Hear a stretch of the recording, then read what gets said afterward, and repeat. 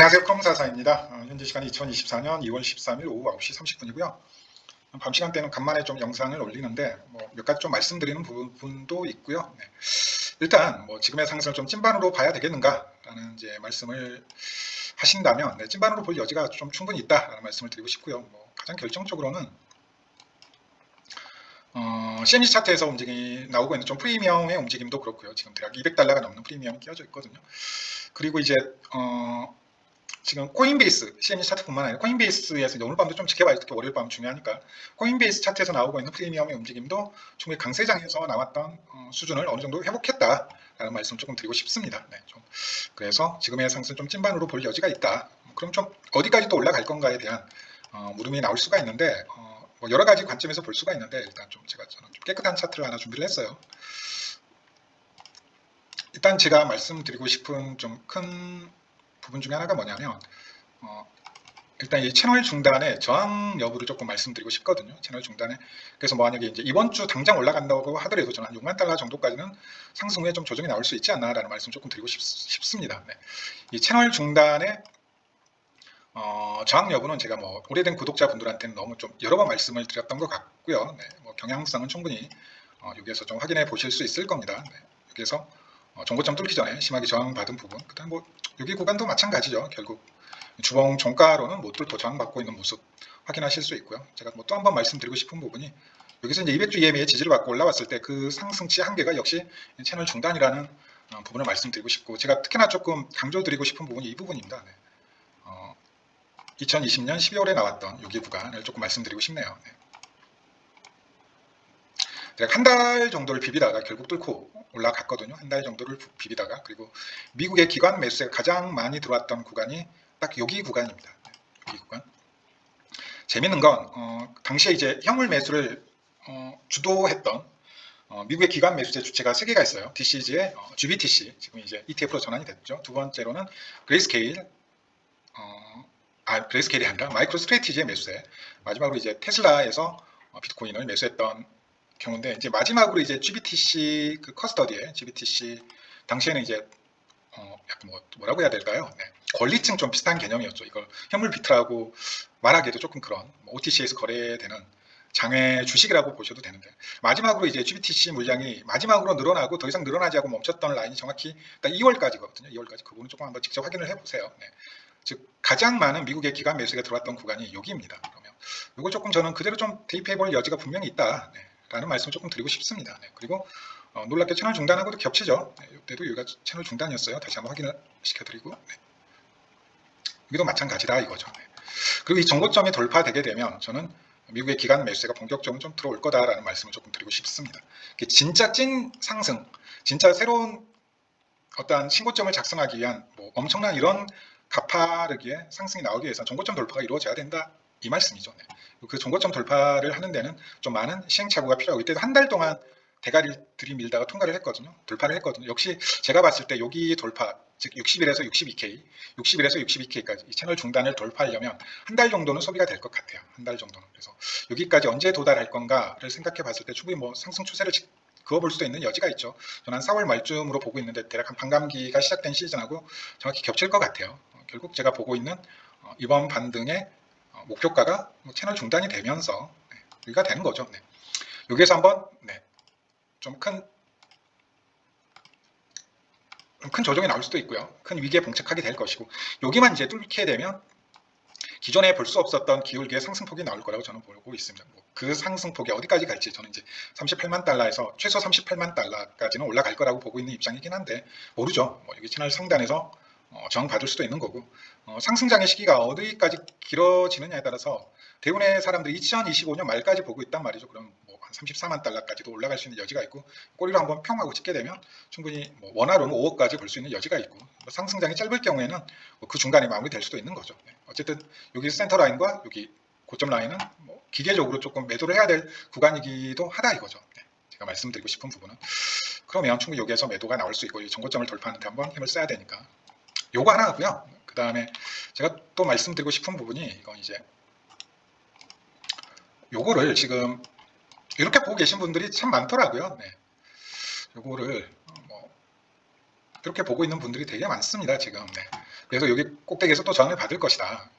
근데 저는 이걸 이렇게 보지는 않고요. 이걸 이렇게 보지는 않고요. 저는 이 구간을 어떻게 보고 있다라고 말씀드렸죠. 저는 이걸 이렇게 보고 있다라고 말씀드렸죠. 이거를 저는 이렇게 보고 있다라고 말씀을 드렸죠.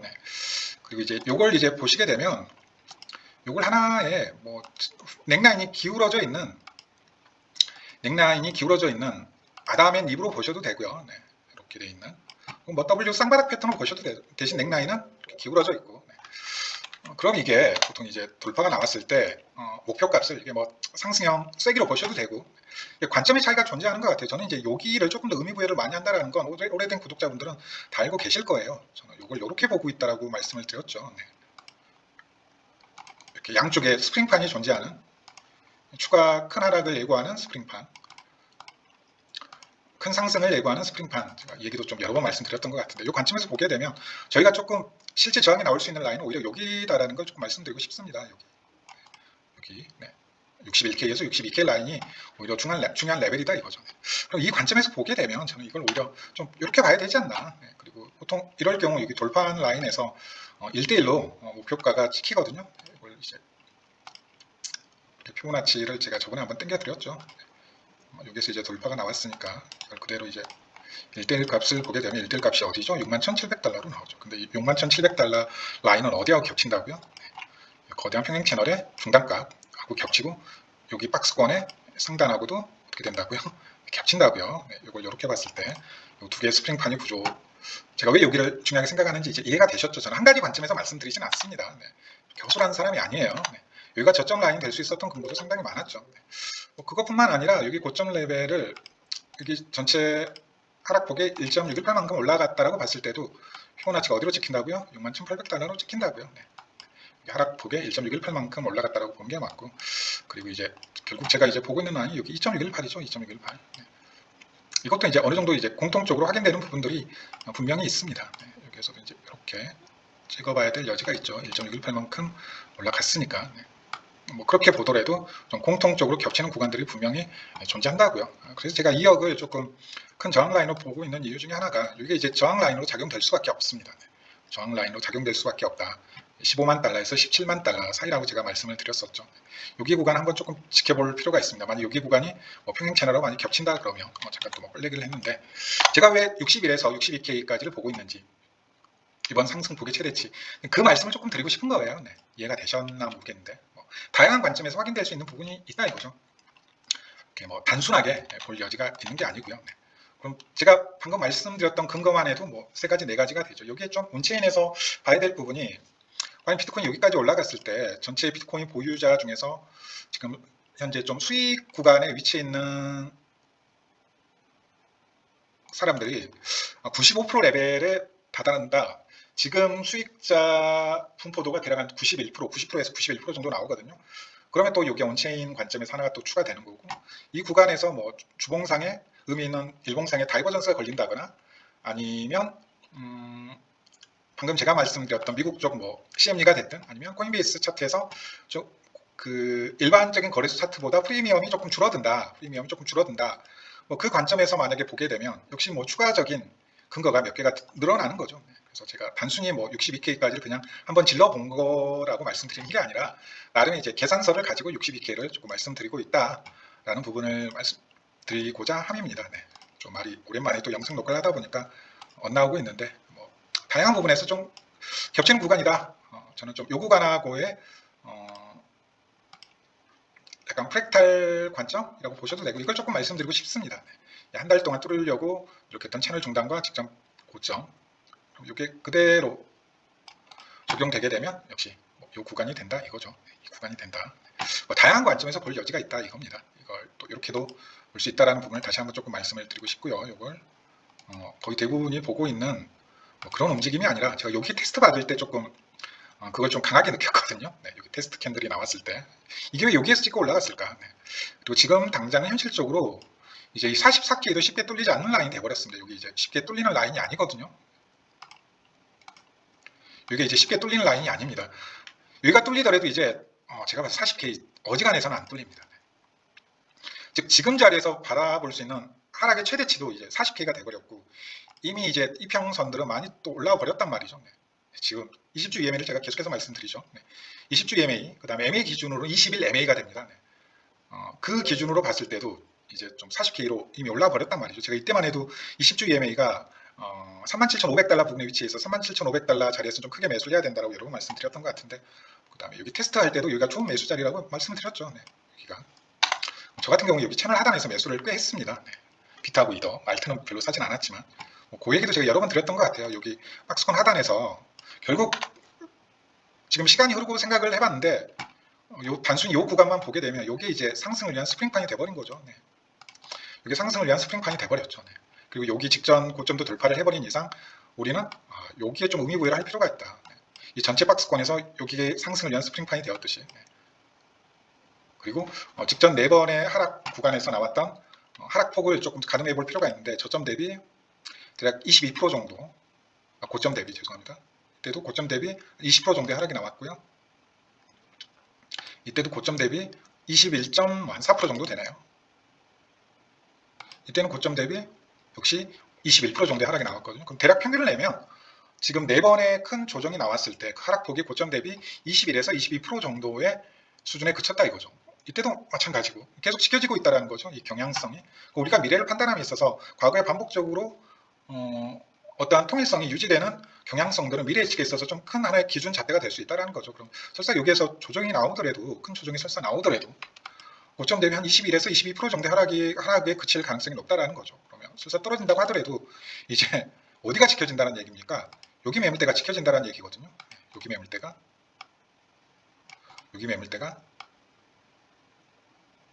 그럼 여기는 상당한 단단한 라인이 이미 돼버렸습니다. 네.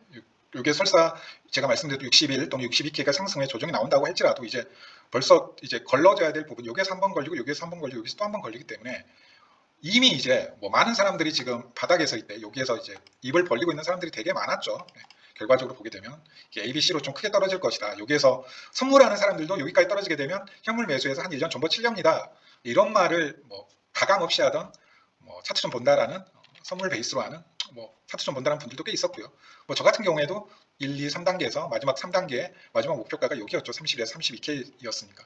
근데 이 분석을 할 때는 제가 뭐라고 말씀드렸습니까? 현물 ETF에 대한 변수를 고려하지 않은 분석이라고 말씀드렸죠. 근데 현물 ETF가 통과된 이상 좀 달리 생각해야 될 여지가 있었고 결국 제가 직전 뭐 여기까지 조정을 생각하고 있었다라고 말씀드렸죠. 그 라인 31.5K였고 약간 뭐 컵앤들 혹은 뭐 헤드앤숄더로 봐도 되고요. 물론 이제 숄더 자체가 너무 고점에 있으니까 오히려 뭐 컵앤들로 봐야 될 여지가 있는데 결국 제가 뭐 이런 모양을 작년 한 6월쯤에 말씀드렸잖아요. 6월이었나요? 언제였나요? 좀 이런 모양을 제가 말씀을 드렸잖아요. 결국. 근데 이 모양을 말씀드릴 때만 해도 좀 이런 모양을 말씀드렸잖아요. 37, 38까지 상승 이후에 조정 크게 나올 것이다. 실제 조정이 나왔지만 조정폭이 제가 과거에 생각했던 목표가에 미치지 못하고 반등이 나왔는데 그 이유가 뭐 때문일까 생각을 해봤을 때 ETF 때문이다 이거죠. 네.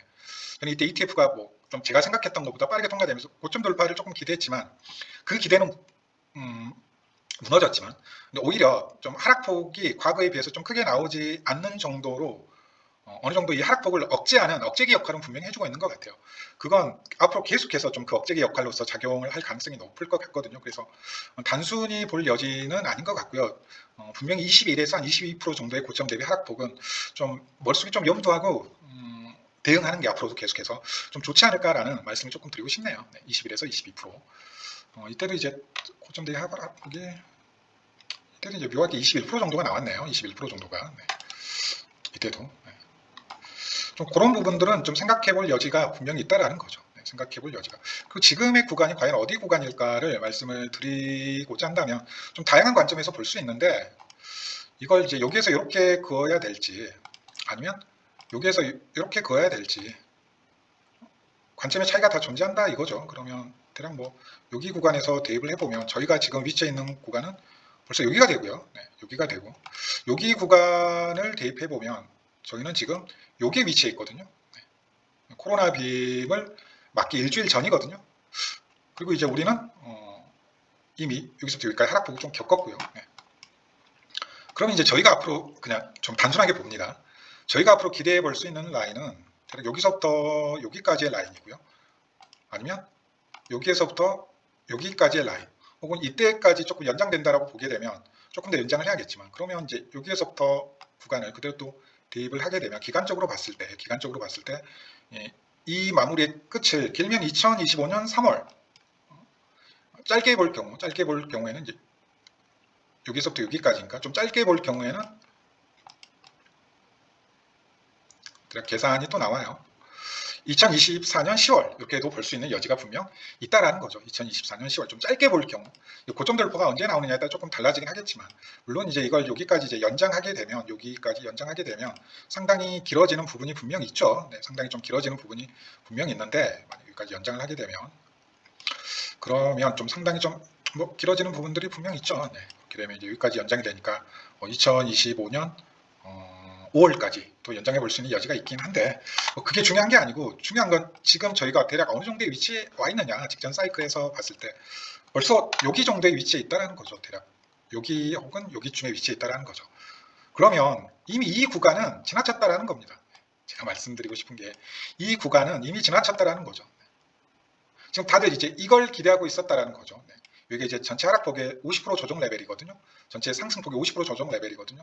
그래서 이제 전체 상승폭의 50% 조정 레벨을 대입하면 여기 라인이 이제 중요한 매수 라인이 돼서 여기서 입 벌리고 있는 분들이 많았습니다. 네, 뭐 여기 하락분은 심지어는 다시 뭐 이런 바닥 수준까지, 여기 채널 하단까지 하락할 거다, 이런 코로나 빔처럼 이렇게 보는 분들도 있었고요. 그만큼 여기 이제 전체 상승분의 하락분의 0.786, 뭐 선형 차트로는 618 조정 되돌림이 나왔을 때 하락을 기대하는 분들이 많았다라는 거죠. 근데 그 기대를 무산시키면서 지금의 상승이 나오고 있다는 거고요. 다양한 관점에서 제가 지금 말씀드리고 있는데, 어찌되었건 저는 44K가 돌파되고 직전 고점인 49K 라인까지 돌파된 이상, 그리고 CME와 코인베이스에서 좀 상당한 강세 움직임이 나오고 있는 이상, 이거 말고도 제가 근거로 들 수 있는 도미넌스 차트들도 몇 개 있는데, 그건 차치하더라도 조금 6위까지의 상승 좀 기대해 볼 수 있지 않을까, 채널 중단 까지 상승 좀 기대해 볼 수 있지 않을까라는 말씀 조금 드리고 싶습니다. 네. 직전 고점의 박스권 상단, 그리고 이제 진짜 찐 상승은 결국 이제 여기가 돌파된 티에 나올 거다. 채널 중단이 돌파된 티에 여기 3달을 비볐는데, 여기서 또 한 달을 비빌 가능성이 좀 있겠지만 그 뒤로는 정말 폭발적인 상승이 나올 거다라는 말씀을 조금 드리고 싶네요. 이렇게 영상은 마무리하도록 하겠습니다. 감사합니다.